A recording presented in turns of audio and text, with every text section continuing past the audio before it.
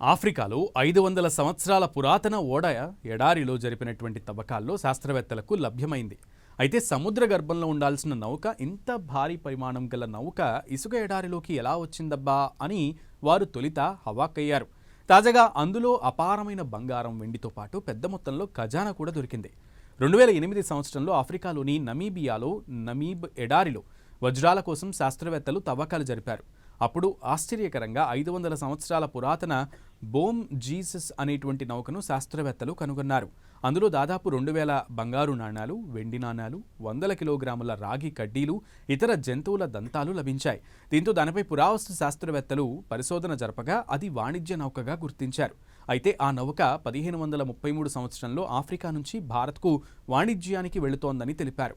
ఆ సమయంలో నమీబియా తీరాన్ని తీవ్ర మంచు తుఫాను తాకడంతో ఓడ రాళ్లను ఢీకొట్టి మునిగిపోయి ఉండవచ్చని శాస్త్రవేత్తలు అనుమానిస్తున్నారు. ఆ సమయంలో ఓడలో ప్రయాణించిన వారి అవశేషాలు ఎక్కడా లభ్యం కాలేదు. ఈ విషయం వారికి ఇప్పటికీ కూడా రహస్యంగానే ఉంది. అసలు అందులో మనుషులు ఎవరూ కూడా లేని ఓడ మీద అదే ఆ ఓడ ఎలా ప్రయాణించింది, ఆ ఓడ సముద్రంలో అక్కడికి ఎలా చేరింది, అది ఇసుక మేటల్లో ఎలా కూరుకుపోయింది అనే విషయాలైతే తెలియాల్సి ఉంది.